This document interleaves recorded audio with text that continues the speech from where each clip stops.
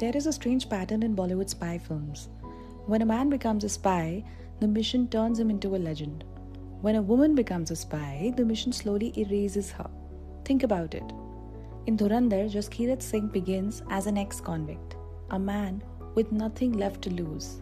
But by the end of the story, the mission has given him something: a name, a purpose, and a mythology.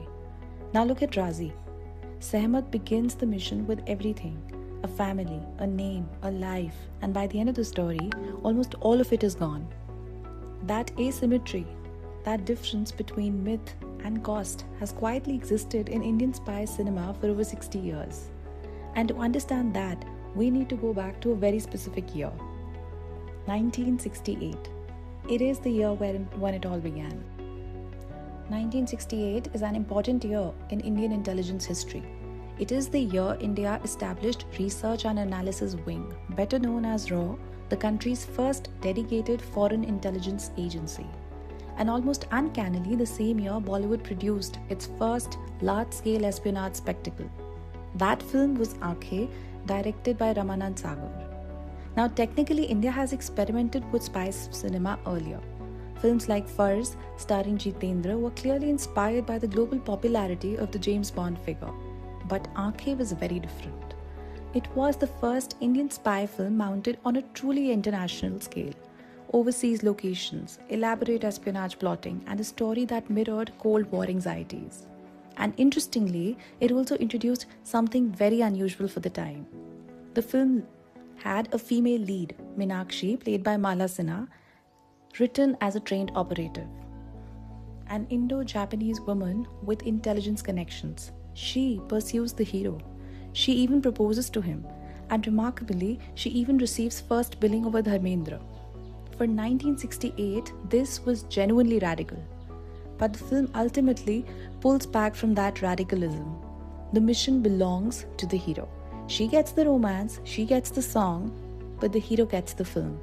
As veteran journalist Vijay Lokapalli once observed about Aankhen, today Aankhen resonates more as a lovely album than as a movie. It's a deceptively simple remark, because what Lokapalli is really pointing out is that the film remembers its music and spectacle more than its female agency. And that hesitation quietly shaped the grammar of spy cinema that followed. From the very beginning, the woman in Bollywood espionage was rarely the ideology. She was the temptation, the threat, or the reward, but never, almost never quite the mission itself. Decades later, Bollywood finally began telling stories about female spies. But look closely, and the pattern underneath barely changed. Take Zoya in Ek Tha Tiger, a highly trained Pakistani ISI agent. But the defining decision of her character isn't ideological, it's romantic. She defects because she falls in love with Tiger. Across multiple films, she remains adjacent to his myth, his partner, his wife, the mother of his child, but never nothing more than that. Then there's Shabana in Naam Shabana. Her recruitment begins with tragedy. Her boyfriend is murdered, and the state watches her grief and recognizes it as potential. The nation doesn't recruit her conviction, it recruits her wound. Even in Khufia, for that matter, take Tabu's character, perhaps the most professionally competent female spy Bollywood has ever produced, but she also carries the same vulnerability.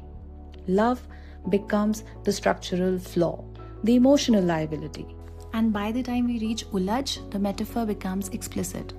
A young woman diplomat's intimacy is secretly recorded. Her own body becomes leverage.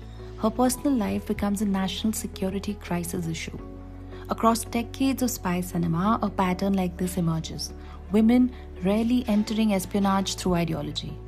They enter through loss, through love, or through something that has already been taken away from them. But there is one film where this pattern collapses completely. That film is Kahaani. Vidya Bagchi arrives in Kolkata visibly pregnant, and that visibility tends to become her greatest weapon. The system cannot imagine her as a threat. Men underestimate her, help her, ignore her, and she moves through that blindness like a ghost. Instead of fighting the male gaze, she weaponizes it. For once, the assumptions about a woman's body don't weaken her. They tend to protect her. And interestingly, Bollywood never called Kahaani a spy film. It was marketed as a thriller. As if the industry wasn't quite ready to acknowledge what it had accidentally created. Which brings us to another tangent of discussion involving the film Raazi, a film based on the memoir calling Sehmat. So the most important detail about the real Sehmat is this: her identity is still unknown. No public name, no monument, no mythological status. The nation she served cannot reveal her without exposing her. So her story remains hidden.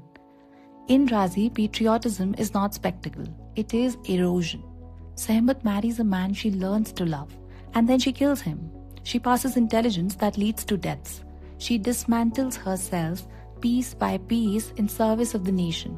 And when she finally does return home, there is no triumph, no celebration, only silence. That is what female patriotism looks like in Raazi. Not glory, but grief.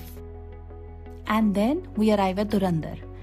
Jaskirat Singh or Hamza begins the story as an ex-convict, a man with no reputation, no future, no mythological status. But here is what the mission does for him. It restores him.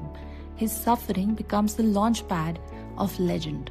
The camera frames him wide, heroic. The score swells around him. He's not filmed as a man doing his job. He is filmed as a man becoming a myth, an icon. Compare that to Raazi. Sehmat is filmed in close-ups, tight frames. The story lives entirely in her face.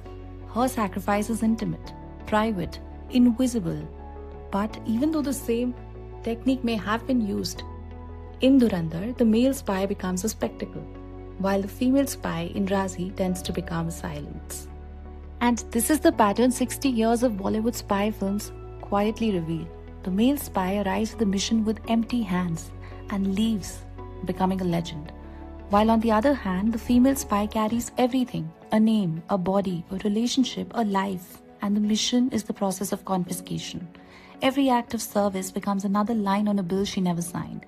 One story is about becoming, and the other is about what the nation costs a woman to love it. So maybe the real question Indian spy cinema has not yet answered is this: when does the female spy get to become a myth? When does her suffering become the launchpad instead of the prize? Because right now she fights for the nation, and the nation tends to keep the receipt. If this kind of analysis interests you, consider subscribing. And please tell me in the comments which female spy in Indian cinema deserved her own myth. I'm going to be reading every comment. Thank you for watching.